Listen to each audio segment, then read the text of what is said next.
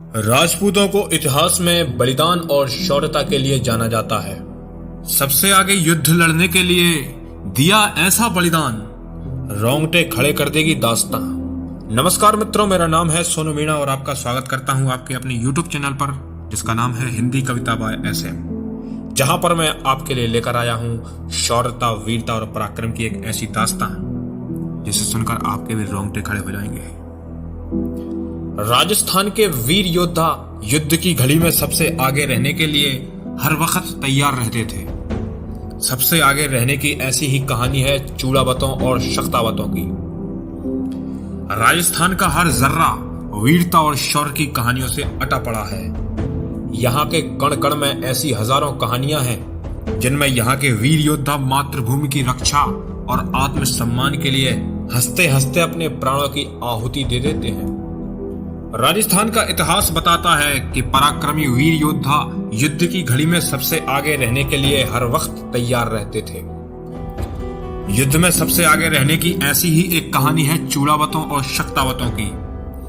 मेवाड़ के महाराणा अमर सिंह की सेना में दो राजपूत रेजिमेंट चूड़ावत और शक्तावत हमेशा से ही अपनी श्रेष्ठता सिद्ध करने के लिए प्रयासरत रहते थे।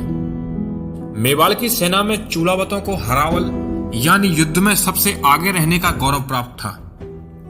चूड़ावत जबरदस्त पराक्रमी थे, जिसके कारण उन्हें यह सम्मान दिया गया था। हालांकि शक्तावत उनसे कम पराक्रमी नहीं थे। शक्तावत भी चाहते थे कि हरावल दस्ते का प्रतिनिधित्व वे करें। अपनी इस इच्छा को उन्होंने महाराणा अमर सिंह के सामने रखा और कहा कि वे वीरता और बलिदान देने में किसी भी प्रकार से वे चूड़ावतों से कम नहीं हैं।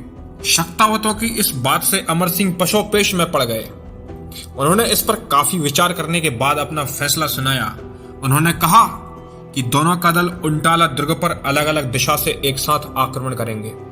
इसके बाद जिस दल का योद्धा इस दुर्ग में पहले पहुंचेगा उसे ही युद्धों में सबसे आगे रहने का गौरव मिलेगा। यह किला बादशाह जहांगीर के नियंत्रण में था और उस वक्त फतेहपुर का नवाब समस खां वहां का किलेदार था। युद्ध शुरू हुआ और शक्तावत दुर्ग के फाटक पर पहुंचकर इसे तोड़ने की कोशिश करने लगे, तो चूड़ावतों ने रस्सी के सहारे दुर्ग पर चढ़ने की कोशिश की। कहते हैं कि जब दुर्ग को तोड़ने के लिए शक्तावतों ने हाथी को आगे बढ़ाया तो वह सहम कर पीछे हट गया। फाटक पर नुकीले शूल थे, जिसके कारण वह आगे बढ़ने से हिचकिचा रहा था। यह देखकर शक्तावतों के सरदार बल्लू अपना सीना शूलों से अड़ाकर खड़े हो गए। उन्होंने महावत को हाथी को आगे बढ़ाने का हुक्म दिया। महावत से जब ऐसे करते न बना तो उन्होंने कठोर शब्दों में ऐसा करने के लिए कहा। महावत ने उनका हुक्म मानते हुए हाथी को आगे बढ़ाया और सरदार बल्लू के सीने को नुकीले शूलों से बींध दिया। सरदार बल्लू का बलिदान देखकर वहां पर मौजूद हर कोई उनके आगे नतमस्तक था। चूड़ावतों ने यह देखा तो उन्हें लगा कि शक्तावत इस तरह से किले में पहले पहुंचने में कामयाब हो जाएंगे। यह देखकर चूड़ावतों के सरदार जैत सिंह चूड़ावत ने अपने सिपाहियों को वो आदेश दिया जिसे सुनकर आज भी लोगों के रोंगटे खड़े हो जाते हैं। उन्होंने अपने सैनिकों से कहा कि दुर्ग में पहले पहुंचने के लिए शर्त को पूरा करने के लिए मेरे सिर को काटकर किले के अंदर फेंक दो। कहते हैं कि जब उनके साथी ने ऐसा करने को तैयार नहीं हुए थे तो उन्होंने खुद अपना सिर काटकर किले में फेंक दिया था। शक्तावत जब फाटक तोड़कर अंदर घुसे तो उन्हें वहां पर चूड़ावतों के सरदार जैत सिंह चूड़ावत का मस्तक किले के अंदर दिखा। चूड़ावतों ने हरावल का अधिकार अपने पास रखा।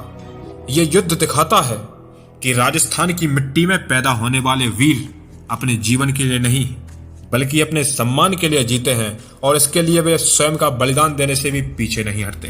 मित्रों, ये थी राजस्थान की वीरता, शौर्यता और पराक्रम की कहानी। इसी तरह की और भी वीडियो देखने के लिए हमारे चैनल को सब्सक्राइब करके बेल आइकन प्रेस करें। बहुत बहुत धन्यवाद।